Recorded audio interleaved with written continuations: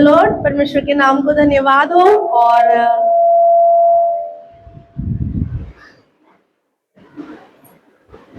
आज के Monday discipleship में मैं आप सबका स्वागत करती हूँ।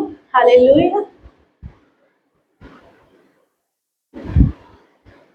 Praise the Lord, praise the Lord, praise the Lord. धन्यवाद प्रभु, thank you Lord, thank you.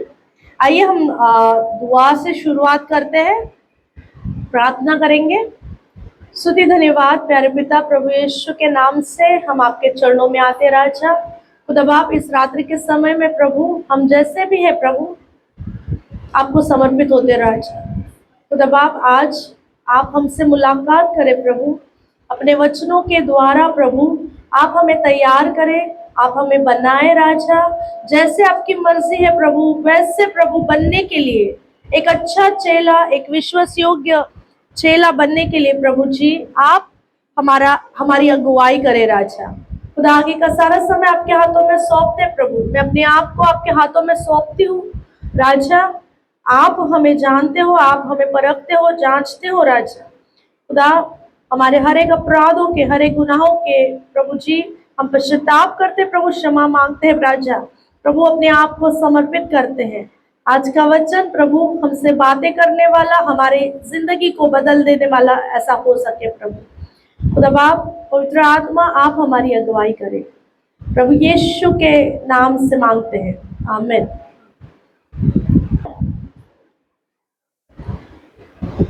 जैसे कि आज हमारा डिसाइपलशिप क्लास है तो हम सीखते हैं, है ना, कुछ बातों को परमेश्वर के वचन से हम सीखते हैं।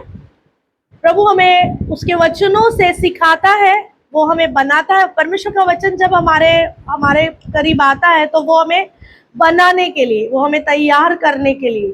और बाइबल में ऐसे कई सारे किरदार हैं जिनको जो हमारे पढ़ने के लिए हमें दिए गए, हमारे आंखों के सामने उन्हें ऐसे रखा है मानो उन्हें देखकर हमें वैसे जीना है। या कुछ किरदार ऐसे हैं कि उन्हें देखकर हमें इस बात को समझना है कि हमें ऐसे नहीं बनना है ना। रॉन्ग चॉइसेस भी है और राइट चॉइसेस भी है। तो कई बार हम हमारी जिंदगियों में जब हम इस दुनिया में जीते हैं तो कई बार हम रॉन्ग चॉइसेस के समान हो जाते हैं। रॉन्ग पर्सनालिटी, जो जैसे बोलते हैं विलन, जैसे बाइबल में भी कुछ ऐसे लोग हैं कि जो हमें सिखाते हैं कि हमें ऐसा नहीं करना है। जैसे अकान हो गया कि उसके जैसा हमें नहीं बनना है, हमें कोरह के पुत्र के जैसा नहीं बनना है। हमें मतलब जो जिन्होंने जो गलतियां की है, हमें उस गलतियों से हमें सीखना है कि वो हमारे जिंदगी में ना आए। और कुछ अच्छे किरदार भी है, उनके विश्वास योग्यता के विषय में लिखा है, उनके धैर्यता के विषय में लिखा है, उनके निडरता के विषय में लिखा है। तो वो जब हम हमारे लाइफ में जब चैलेंजेस को जब उनका सामना करते हैं तो वो ऐसे किरदार हमारे जिंदगी में हमें एनकरेजमेंट होती है, हमें उनसे हम सीखते हैं, है ना। तो आज हम देखने जा रहे हैं कि एक ऐसा व्यक्ति जो प्रभु का, जो परमेश्वर के प्रभु के दास था, और उसके पास कई ऐसे मौके थे कि जो वो अपने स्वामी से सीख सकता था, लेकिन उसके कुछ ऐसे स्वभाव की वजह से वो अपनी उस जिंदगी को जो उस पर उसे मौका मिला था वो उसे पाने ना पाया था। तो हम जब सीख रहे हैं, हम डिसाइपलशिप में हैं और हम सीख रहे हैं कि हमें स्वर्गीय राज में, परमेश्वर के राज में हमें कैसा होना है, प्रभु के दासों के साथ में, या हमारे पासबान के साथ में, या और भी किंगडम मेंटालिटी के लोगों के साथ में हमें कैसा रहना है। तो हम जब इस व्यक्ति के विषय में जब सीखते हैं तो हमें ये बात को समझ में आती है कि हमें कहाँ डेवलप करना है अपने आप को, है ना। तो हम देखने जा रहे हैं, एक बाइबल में से एक किरदार है जो एलीशा जो भविष्यवक्ता था, उसका जो दास था उसका नाम था गेहजी। और हम उसके विषय में आज सीखने जा रहे हैं। और आज का मेरा विषय है कि गुप्त पापों का, जो पाप गुप्त होते हैं उसका जब सामना, जब वो बाहर आते हैं तो उसका परिणाम, मतलब लाइक जो हिडन सिन है, जो गुप्त पाप है, उनका एक्सपोज होकर, जब वो एक्सपोज हो जाते हैं तो उसका परिणाम सबों को सामने दिखता है। मतलब पाप गुप्त में किए गए हैं, लेकिन जब उसका परिणाम, जब हम देखते हैं, रिजल्ट जब देखते हैं, तो रिजल्ट सबों के सामने वो रिजल्ट आता है ना। तो आइए आज हम देखने जा रहे हैं दूसरे राजाओं की किताब और उसका 5वां अध्याय। और यह अध्याय हम सभी इस अध्याय को बचपन से जानते हैं। नामान कोड़ी का कोड़ नष्ट हुआ, है ना, शुद्ध हो गया, नामान कोड़ी शुद्ध हो गया। ये हम बचपन से, जब से हम विश्वास में आए हैं, हम इवन संडे स्कूल में भी हम डुबकी लगाई, हम ये गीत को गाते हैं, बच्चों को सिखाते हैं। तो जब ये कहानी लिखी है,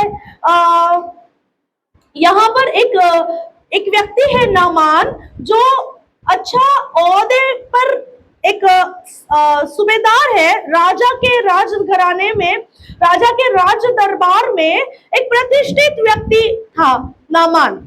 लेकिन उसकी दिक्कत थी कि वो कोढ़ी था, है ना। हम सब जानते हैं नामान के विषय में, लेकिन आज हम गेहजी के विषय में सीखने जा रहे हैं, क्योंकि हम डिसाइपलशिप में है। जब हम प्रभु के राज्य में कैसे बढ़ना है, अपने आप को कैसे वचन में या परमेश्वर के किंगडम में, स्वर्ग राज्य में हमें कैसे अपने आप को प्रेजेंट करना है, हम ये सीख रहे हैं। तो हम गेहजी के लाइफ से आज कुछ बातों को सीखने जा रहे हैं। गेहजी एक सेवक था, एक अच्छा दुगने आशीष, दुगने मस्से वाला, उसका स्वामी जो था वो एलिया नबी का सेवक रह चुका था, एलीशा, और एलीशा पे एलिया का दुगना अभिषेक था। तो सोचो कि एक ऐसा स्वामी जो दुगने अभिषेक में चलता है, ऐसे स्वामी का सेवक होना क्या ही सौभाग्य की बात है ना। क्या ही सौभाग्य, हर कोई चाहता है कि हम अभिषिक्तों के साथ में रहना, हर एक की चाहत होती है। कि यदि हम देखते हैं इन दिनों में कि कई सारे प्रभु के दास बड़े अभिषिक्त दास हैं, जब हम उनसे मिलते हैं, जब हमें मौका मिलता है कि हम उनसे वार्तालाप करें, जब हमारे जिंदगी में मौका आता है कि हम उनसे हाथ मिलाए, या जब हमारे जीवन में मौका आता है कि हम उस मेज पे बैठे, उनके साथ हम भोजन खाए, तो हमारे लिए कितनी आशीष की बात होती है, राइट।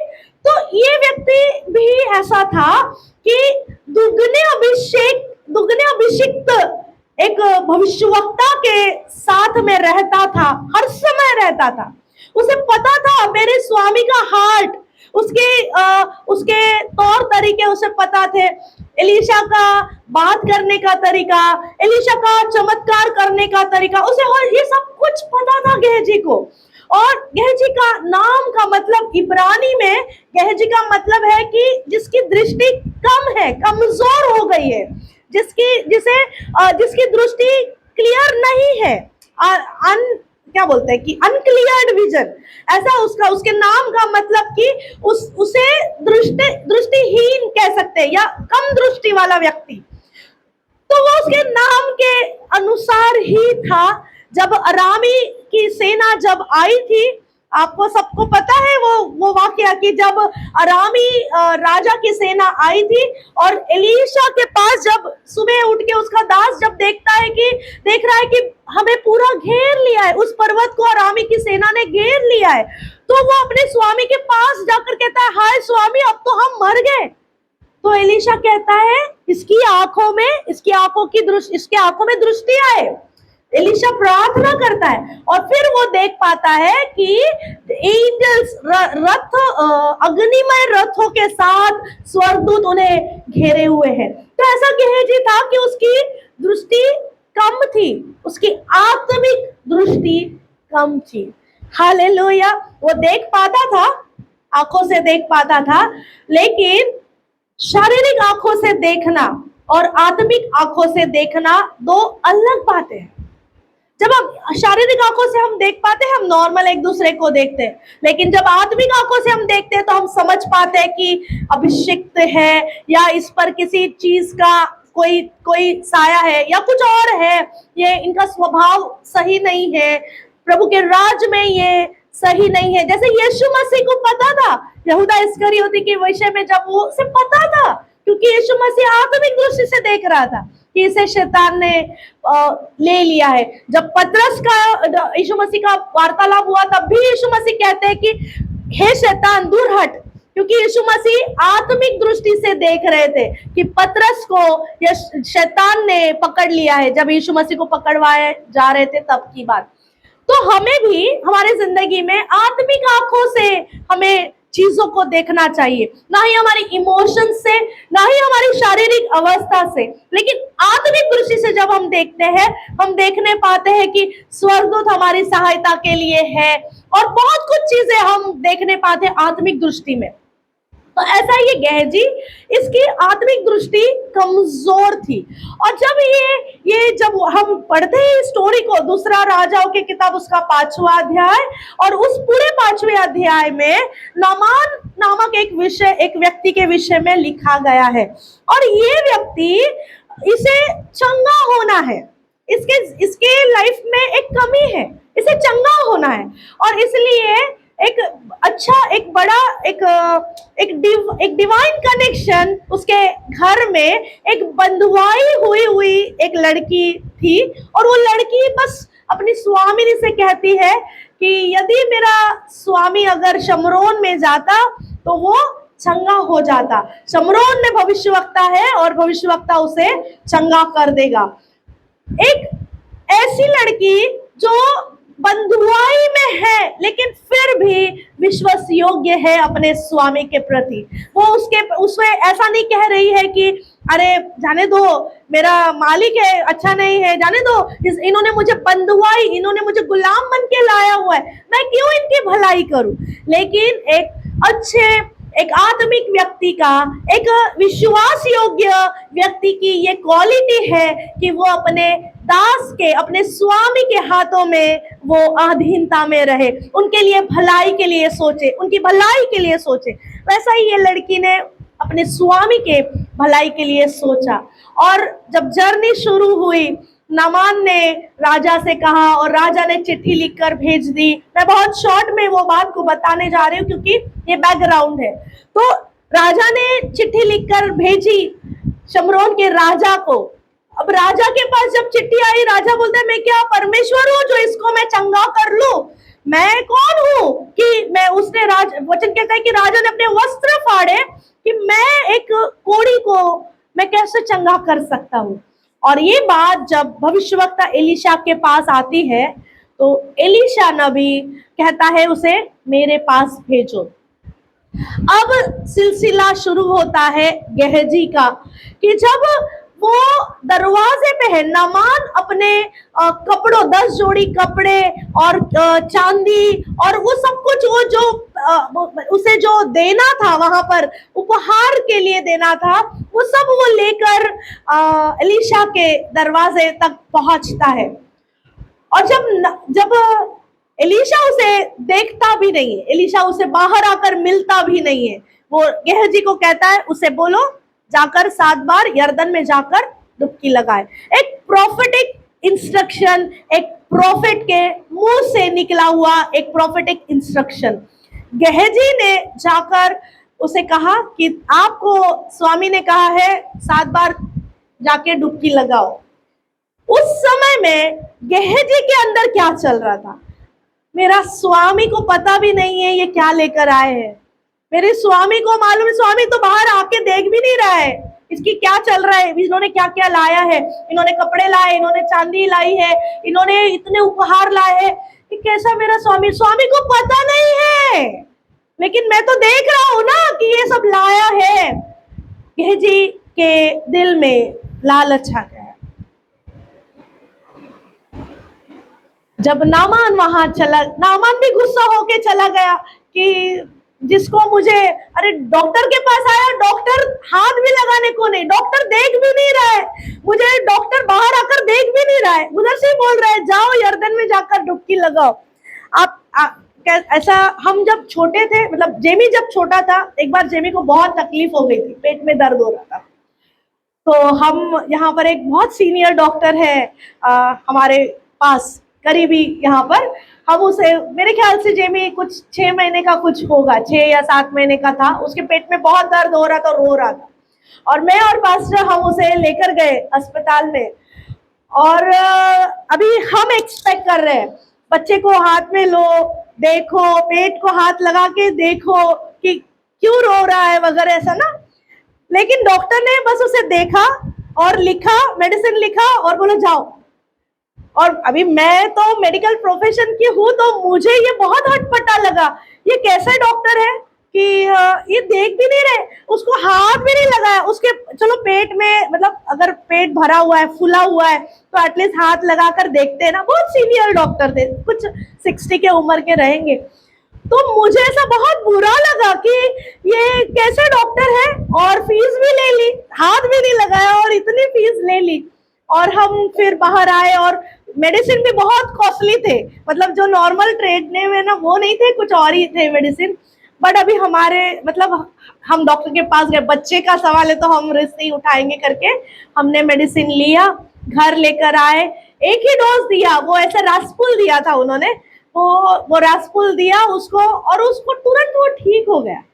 तो मतलब ये बात है कि एक एक्सपीरियंस व्यक्ति, एक मतलब वो अभी सच में वो एक्सपीरियंस होंगे, इसके लिए उनका वो तरीका था, लेकिन मुझे वो अच्छा नहीं लगा। तो वैसा ही यहाँ पर जब हम देखते हैं, नामान को उसके एक्सपेक्टेशंस बहुत भारी थे, बहुत बड़े थे, कि जो मैं इतना लंबा ट्रैवल करके आया हूँ, और जो मेरी दासी ने इतने बताए, गुणगान गाए भविष्यवक्ता के, तो मैं भविष्यवक्ता को देखूं, कौन है, कैसा दिखता है, वो मेरे पास आएगा, मुझे छुएगा, मुझे ठीक करेगा, मुझे कुछ बोलेगा कि ऐसा करो, या ये ले लो, उधर की जड़ी बूटी ले लो, इधर ये कर लो, कुछ तो बोलेगा। उसने बहुत एक्सपेक्टेशन से वहां पर आया था, लेकिन सारे एक्सपेक्टेशंस फेल हो गए। एक इंस्ट्रक्शन आई छोटी सी कि यर्दन में जाकर डुबकी लगाना है, वो बहुत, बाइबल कहती है वो बहुत क्रोधित हो गया, हमारे पास क्या नदी नहीं है, हमारे पास पानी नहीं है, ये इधर यर्दन के यहाँ पर मैं क्यों करूं। लेकिन ओबीडियंस मिरेकल को लाता है, ओबीडियंस हमारे रास्तों को खोलता है, ओबीडियंस हमारी सिचुएशन को चेंज करता है।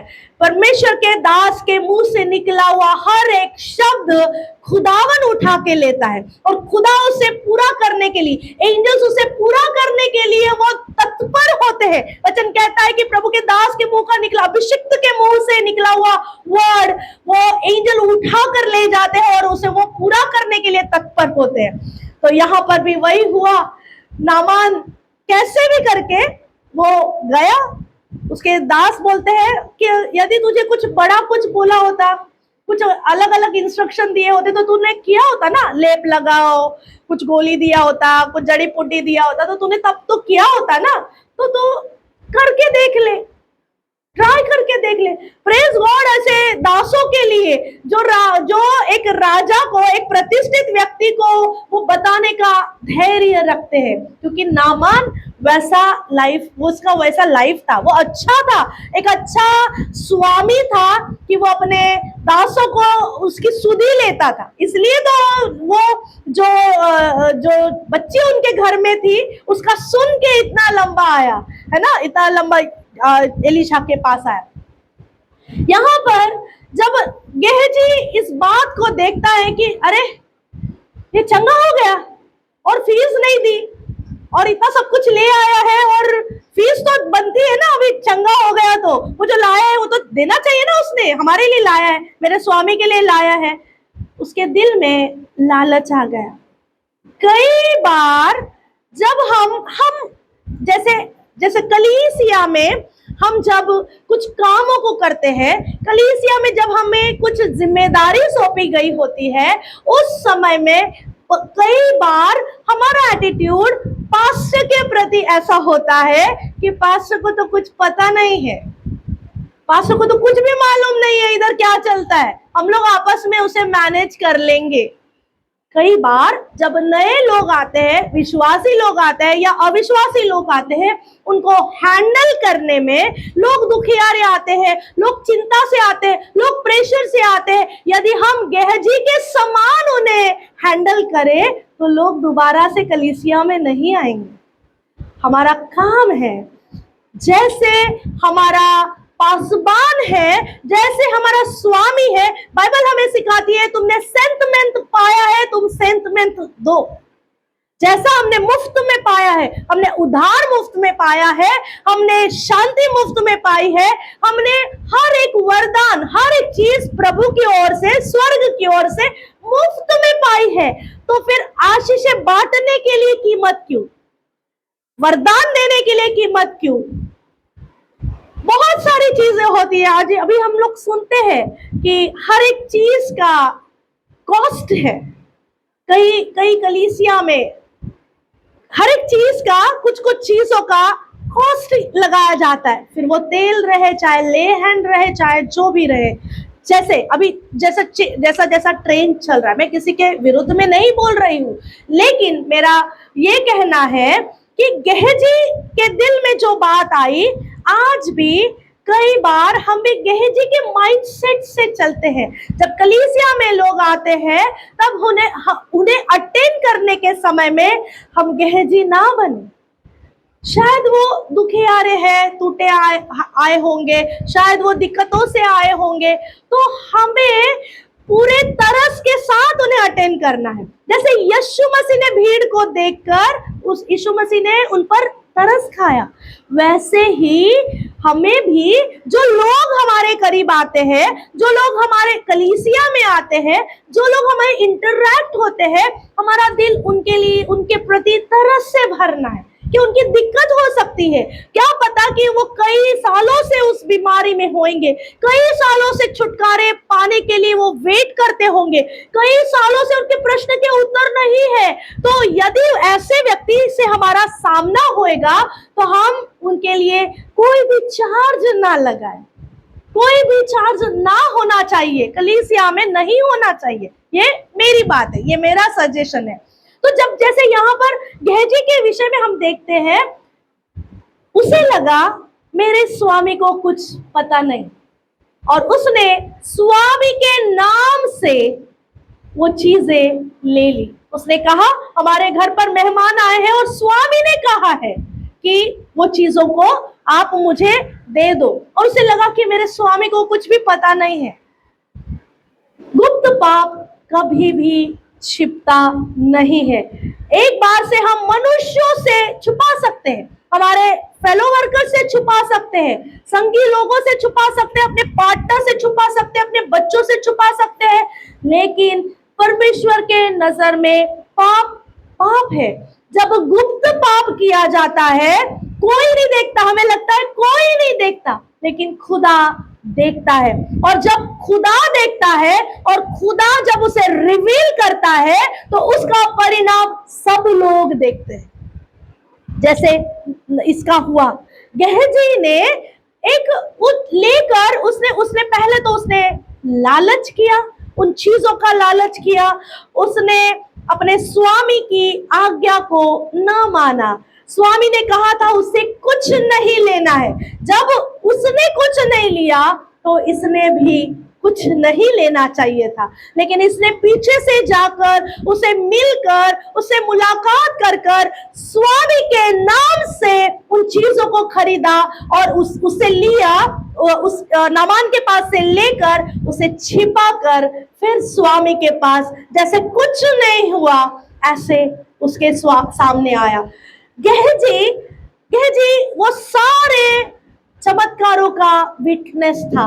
जितने चमत्कार एलीशा ने करे, उन सारे चमत्कारों का विटनेस गेहजी था। इसके बावजूद भी उसमें इतनी हिम्मत कहां से आई कि भविष्यवक्ता को, अपने स्वामी को, वो स्वामी से बातें छिपा कर मैं क्लीन चिट हो सकता हूं। ये बात उसमें कहां से आई?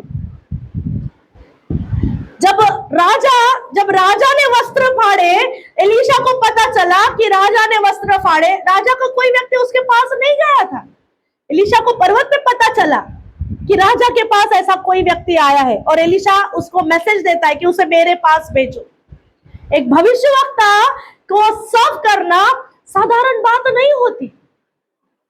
जो अंदर रूम में बैठ के दुआ कर रहा है, खुदा उसे रूम में बैठ के बता रहा है बाहर क्या चल रहा है। यहां पर भी वैसा ही हुआ।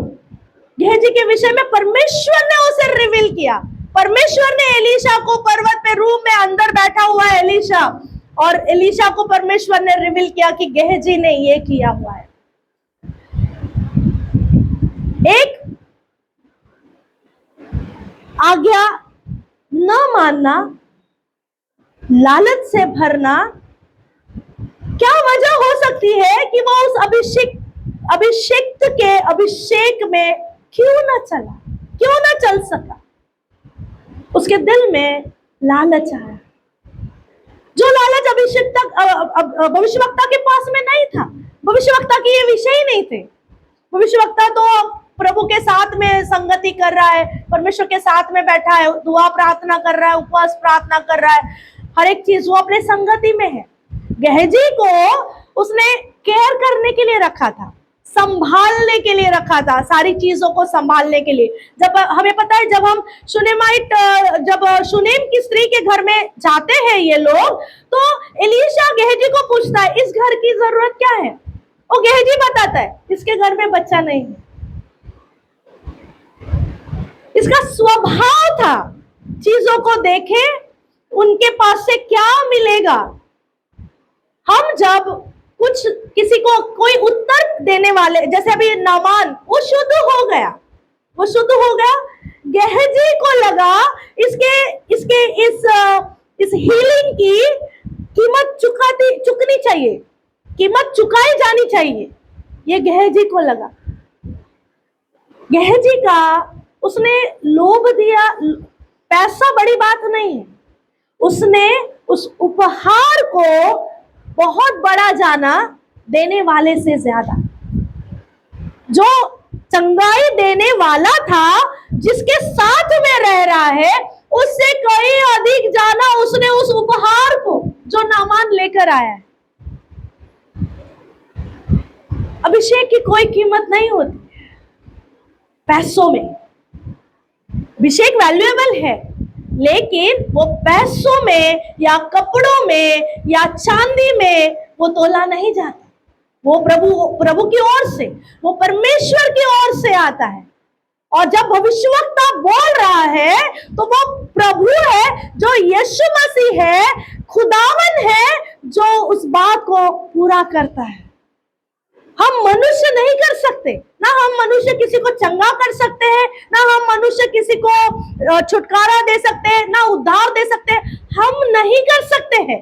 हाँ, जरूर से हम कर सकते हैं जब खुदा हमारे साथ है। जरूर से कर सकते हैं जब पवित्र आत्मा चाहता है, जब पवित्र आत्मा हम में बहता है, जब पवित्र आत्मा हम पर होता है, तब हमारे मुंह से या हमारे हाथों से या हम पर हुए अभिषेक से लोग चंगे होते हैं। गेहजी इस बात को समझ नहीं पाया। उसने छोटा सोचा, थोड़े समय के लिए सोचा, और उसका वो पाप सारे लोगों के सामने आ गया। और बाइबल हमें बताती है, जब 27 वचन हम पढ़ेंगे, दूसरा राजाओं उसका 5वां अध्याय और 27 वचन। इस कारण से नामान का कोढ़ तुझे और तेरे वंश को सदा लगा रहेगा। तब वह हिमसा श्वेत कोढ़ी होकर उसके सामने से चला गया। अब सोचो, भविष्यवक्ता का सेवक, जब वो इस बात का विटनेस है कि एक शब्द निकला, नामान को एक इंस्ट्रक्शन दिया कि जाकर वहां पर डुबकी लगा ले, तेरा कोढ़ चला जाएगा। उसने इस बात से सोचा नहीं कि अगर मेरे स्वामी के मुंह से निकलने वाले शब्द से अगर नामान चंगा हो सकता है, तो उसी के मुंह से निकलने वाले शब्द से वो कोढ़ मुझ पर भी आ सकता है। इस बात की उसने सोचा नहीं। उसे लगा मेरा स्वामी को कुछ भी पता नहीं। हम पढ़ेंगे उस वचन को। वचन यहाँ पर कहते हैं, देखो 20 वचन पढ़ते हैं कि परमेश्वर के भक्त एलीशा का सेवक कि परमेश्वर के भक्त एलीशा का सेवक गेहजी सोचने लगा, मेरे स्वामी ने तो उस अरामी नामान को ऐसे ही छोड़ दिया है कि जो वह ले आया था उसको उसने ना लिया, परंतु यहोवा के जीवन की शपथ मैं उसके पीछे दौड़कर उससे कुछ न कुछ ले लूंगा। यहाँ पर गेहजी क्या सोच रहा है पता है? कि मेरे स्वामी को वो कैलकुलेशन जमा नहीं है, मेरे स्वामी को समझ में नहीं आ रहा है कि मुझे उसका बेनिफिट, मुझे उसका ऑफरिंग लेना चाहिए। ये चंगा हो गया तो मुझे वो ऑफरिंग लेना चाहिए। मेरे स्वामी को यूज करूंगा मैं, कभी उसको जरूरत लगेगी तब, लेकिन अभी तो मुझे वो चाहिए है। और फिर कहता है कि मैं उससे कुछ ना कुछ तो लेके रहूंगा। अब ये गेहजी इस बात को नहीं सोच रहा है कि जो अभिषेक मेरे स्वामी पर है मैं उस अभिषेक को ले लूं। वो इस चांदी से और इस कपड़ों से कई गुना ज्यादा बढ़कर है। यदि मेरे स्वामी के मुंह में अगर शब्द में सामर्थ है और अगर मेरा स्वामी किसी को कह रहा है कि जाके यरदन में जाकर डुबकी लगा और वो चंगा हो रहा है, तो मुझे उसके कपड़े और उसकी चांदी नहीं चाहिए, मुझे ये अभिषेक चाहिए। जो अभिषेक मेरे स्वामी पर है मुझे वो चाहिए, वो ज्यादा इंपॉर्टेंट है, वो ज्यादा वैल्यूएबल है। क्या आप मेरे साथ हो? क्या आप समझ रहे हो उस बात को? कई बार मिनिस्ट्री करते समय बहुत बार हम ऐसा सोचते हैं, पास्टर को कुछ समझ में नहीं आता है, लेकिन पास्टर को सब बात पता होती है। पास्टर को सब बात पता होती है। जो आपस में आप लोग बात करते हो, इसके साथ उसका, उसके साथ उसका, उसके साथ उसका, पास्टर को सब पता होता है। थिंग इज कि पास्टर बोल के नहीं दिखाते, लेकिन उनको पता होता है। तो बेटर है हम ओबीडियंस में रहे, हम अभिषेक में रहे, ऐसी बातों में ना रहे कि जहां पर हम उस अभिषिक्त के बाड़े से बाहर चले जाएं। कहीं ऐसा ना हो कि छोटी छोटी लोमड़ियां बड़े बड़े खेतों को उजाड़ देती है। वचन कहता है अगर एक छोटा सा पाप, एक छोटा सा गॉसिप, एक छोटी सी निंदा, एक छोटा सा किसी भाई के विषय में, किसी बहन के विषय में हम अगर कुछ कमेंट कर दे, क्या पता कि उसका बड़ा आपको उसका बड़ा प्रतिफल, वो बड़ा खामियाजा भुगतना पड़ेगा। बेटर है अभिषिक्त में बने रहे, अभिषेक में बने रहे, अभिषिक्त के साथ में चले, उनके अभिषेक में जो अभिषेक में फ्लो होते हैं, दास स्वामी उनके अभिषेक में बहते चले जाए। इन सारी संसार की बातों में ना मन लगाए। वचन कहता है जैसे कि रोमियो उसका 12 का 2 कहता है कि अपने मन के नए हो जाने से, है ना, हमारा चाल चलन बदलता चला जाए। इस संसार के सदृश ना बनो। गेहजी ने क्या किया? गेहजी संसारिक दृष्टि से देख रहा है कि हाँ हमें इसकी जरूरत है, इसे देना चाहिए था। इतना बड़ा व्यक्ति आया, चंगा होके चला गया, इसने ऑफरिंग नहीं दिया, तो उसको ऑफरिंग मैं ले लेता हूं। लेकिन इस बात का उसने सोचा नहीं कि मेरे स्वामी ने उससे क्यों नहीं लिया।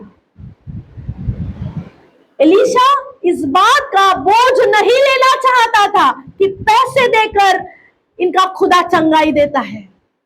जब क्योंकि ये अन्य विश्वासी व्यक्ति है, ये विश्वासी नहीं था नामान, ये दूर देश से आराम से आया था। वहां से जो व्यक्ति चंगाई पाने के लिए शमरोन में आ रहा है, जिंदा खुदावन से उसने चंगाई पाई, वो इस शहर से, शमरोन से, यहां से क्या गवाही लेकर जाएगा? जिंदा खुदा ने मुझे चंगा किया या मैंने उसको उसके बदले में कपड़े और चांदी दे दी इसलिए उसने मुझे चंगा किया? ये खुदावन की उसकी इज्जत पे बन आती है, इसलिए भविष्यवक्ता ने उससे कुछ भी नहीं लिया। और इसी बात से कहा था गेहजी को भी कहा था उससे कुछ न लेना, लेकिन उसने उस बात को माना नहीं, डिसोबीडियंस पे चला गया। और उसका परिणाम ये हुआ कि भविष्यवक्ता उसे पूछता है तू कहां से आया, भविष्यवक्ता से झूठ बोल रहा है। नामान ने गेहजी ने भविष्यवक्ता से झूठ बोला कि मैं यहीं पे था। इस बात को वो समझा नहीं कि यदि मेरा स्वामी मुझे पूछ रहा है मैं कहां से आया, वो डर के मारे कांपना चाहिए था। यदि मेरे स्वामी को पता चला मैंने ऐसा किया है तो मेरा क्या हाल होगा, ये डर उसमें नहीं था। आज हम में भी परमेश्वर का डर नहीं है, क्योंकि ग्रेस में चलते, हम ग्रेस में चलते हैं, इसलिए हम हमारी मनमानी करते हैं, हमारे हिसाब से चलते हैं। प्रभु आज ना थोड़ा मैं बहुत बिजी था, आज वचन नहीं पर शाम में रात में मैं पढ़ लूंगी। ग्रेस है, क्योंकि खुदा तो ऐसे भस्म करती है, वही आग अभी नहीं आती है ना, ग्रेस है। प्रभु आज प्रार्थना नहीं हो पाई, कल करता हूं, कल उपवास करूंगा प्रभु, मैं कल जरूर से उपवास करूंगा। जब सुबह उठते हैं तो प्रभु आज कुछ ठीक नहीं, तबीयत ठीक नहीं, आज नहीं करता हूं। ग्रेस है, क्योंकि पता है कि हम भस्म नहीं होने वाले हैं, ग्रेस में चलते हैं। ऐसा ही गेहजी भी ग्रेस में था, उसे लगा मेरे स्वामी को कुछ पता नहीं है, लेकिन भविष्यवक्ता के हाथ में पड़ना बहुत भयानक, जिंदे परमेश्वर के हाथ में पड़ना भयानक बात है। आज खुदा ने हमें ग्रेस में रखा है, लेकिन उस ग्रेस का इस्तेमाल हम पाप में रहने के लिए नहीं कर सकते हैं। हमारे हर एक गुप्त पापों के लिए हमें पश्चातापी होना चाहिए।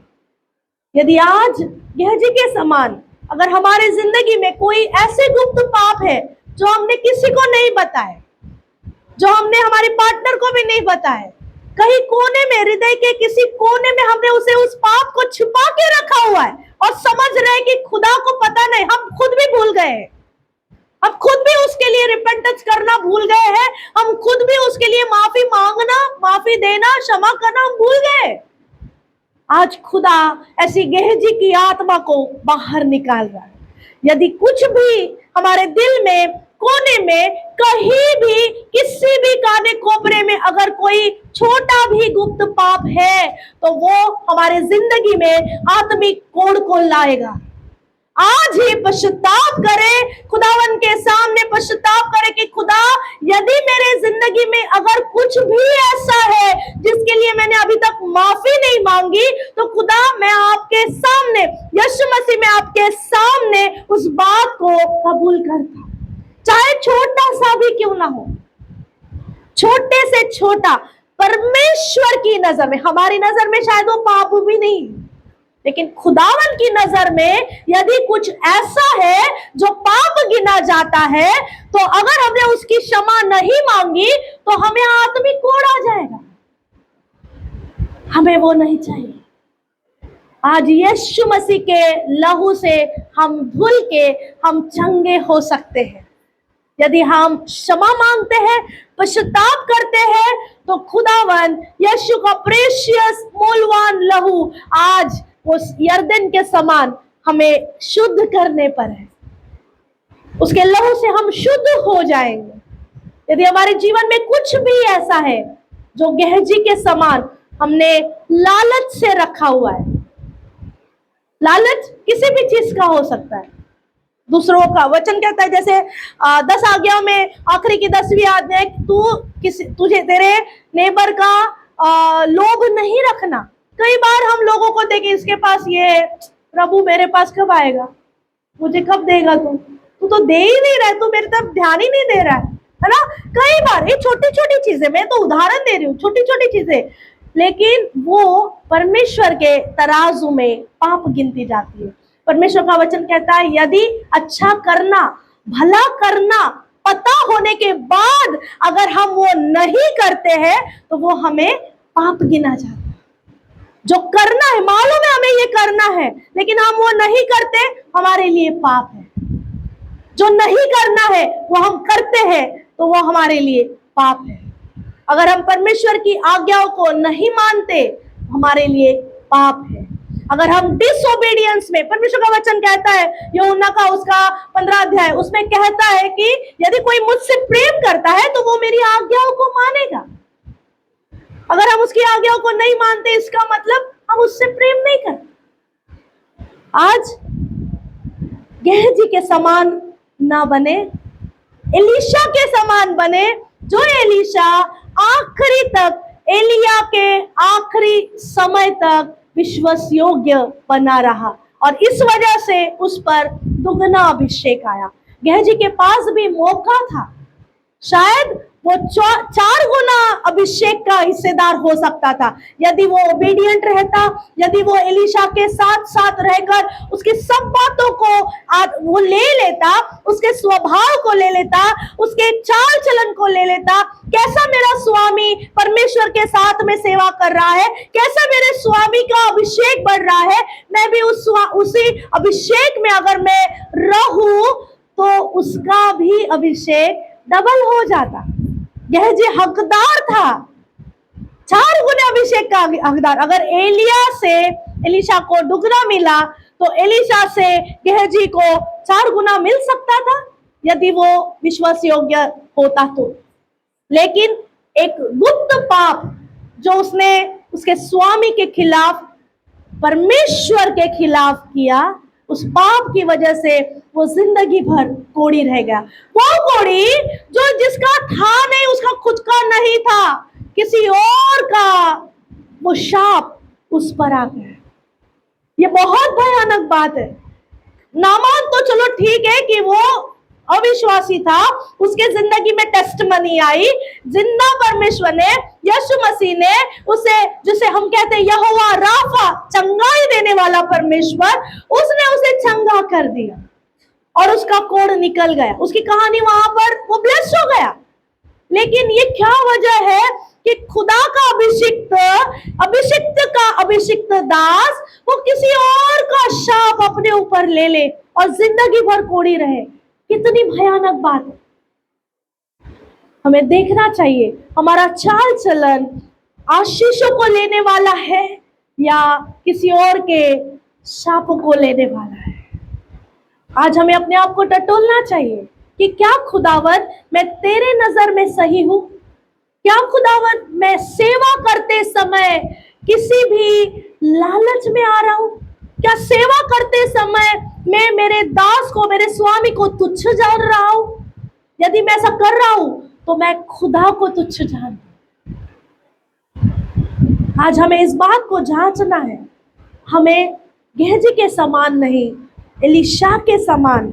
जैसे आपको पता है, जब परमेश्वर से बात करता था तब यहोशू तंबू में रहा करता था। जब मूसा की सेवा खत्म हो गई, खुदावन ने यहोशू को आवाज देकर कहा, अब मेरा दास मूसा मर चुका है। यहोशू 1:1 वचन कहता है, अब मेरा दास मूसा मर चुका है, तो हे यहोशू उठ, तैयार हो जा, क्योंकि अब सेवकाई तेरे कंधों पर आई। सेवकाई जरूर से खुदावन वो आगे भेजता है, लेकिन जांचता है क्या सेवक विश्वास योग्य है क्या। यदि सेवक विश्वास योग्य है तो आज नहीं तो कल खुदावन जरूर से उसे उठाएगा। वचन कहता है जो परमेश्वर के सामने नम्र बने रहते हैं वो उचित समय में ऊंचे किए जाएंगे। हालेलुया। गेहजी ने उस समय का इंतजार नहीं किया, उसे जल्दी थी, उसे अच्छी लाइफ जीने के लिए, इस संसार की लाइफ को, अच्छे ऐश आराम को जीने के लिए उसने अपना आत्मिक आशीषों को खो दिया और जिंदगी भर कूड़ी बनकर रही। आज खुदावन ने हमारे जीवन में मौका दिया है। यदि हमारे पास कुछ भी ऐसे गुप्त पाप है तो खुदा उसे एक्सपोज करेगा सबके सामने। वो उस दिन तक उसे ना रखे जब तक खुदा एक्सपोज करे। आज मौका है उसे पश्चाताप कर उसे छोड़ दे। यदि खुदा ने बोला, अगर परमेश्वर ने आपके पाप को सामने लाया, तो ये बहुत बेइज्जती की बात, बहुत ही शर्म की बात और बहुत ही निराशाजनक बात होगी, जैसे गेहजी के लिए हुई। आज हम ग्रेस में हैं, यीशु मसीह ने वो कोड ले लिया है हमारे ऊपर का, जो हमारे पापों की वजह से जो कोड, जो शाप आया था, वो यीशु ने उस सलीब पर ऑलरेडी ले लिया है। हमारा काम है पश्चाताप करना। जब हम उसे मान लेते हैं, जैसे हमने संडे को भी हमने उस वचन को पढ़ा, जब हम मान लेते हैं कि हाँ खुदा मुझसे गलती हुई है, मेरा ये गलत है, मेरा ये पाप हो गया, शायद मैं इस कारण लालच में आ गया, शायद मैं इस कारण किसी के प्रति मैंने गलत कुछ बोल दिया, मैंने गॉसिप की, मैंने किसी की निंदा की, मैंने किसी के विषय में कुछ मन में लालच रखा, मैंने किसी के विषय में ईर्ष्या की, मैंने किसी के विषय में गुस्सा रखा, किसी के प्रति जलन रखी। खुदा आज मैं क्षमा चाहता हूं, अपने लहू से मुझे धो दे और मुझे साफ कर दे और मुझे उस विश्वास योग्य दास के समान बना जिसका जिक्र नए नियम में कहता है कि जब हम प्रभु के सामने, जब हम सिंहासन के करीब जाएंगे न्याय के समय में, खुदा हमें वेलकम करने के लिए, मेरे विश्वास योग्य दास मेरे साथ अंदर आओ, हमारे लिए ये सुनने के लिए हमारा जीवन क्लियर, साफ सुथरा, प्रभु को उसे भावता हुआ ऐसा हमें होना है। तो आज हमने गेहजी के विषय में क्या सीखा? गुप्त पाप का, अगर गुप्त पापों का खुला परिणाम। जब गुप्त पाप हमारे जीवन में होता है, हमें लगता है कोई हमें नहीं देखता, लेकिन परमेश्वर जांचने वाला, परखने वाला परमेश्वर है। और वो एक ना एक दिन, यदि हमने उसे नहीं माना, यदि हमने उसे पश्चाताप नहीं किया, तो एक ना एक दिन वो बाहर आएगा। और वो जब बाहर आएगा तब हमारे लिए पश्चाताप का मौका नहीं होगा। इसलिए आज समय है, यदि हमारे जीवन में कुछ भी डिसोबीडियंस के जैसा है, तो आज परमेश्वर को प्रभु के सलीब के करीब उसे क्षमा मांगे और अपने आप को यीशु के लहू से धो दे और शुद्ध हो जाए। हालेलुया। परमेश्वर करे इस वचन के द्वारा प्रभु आपको आशीषित करे।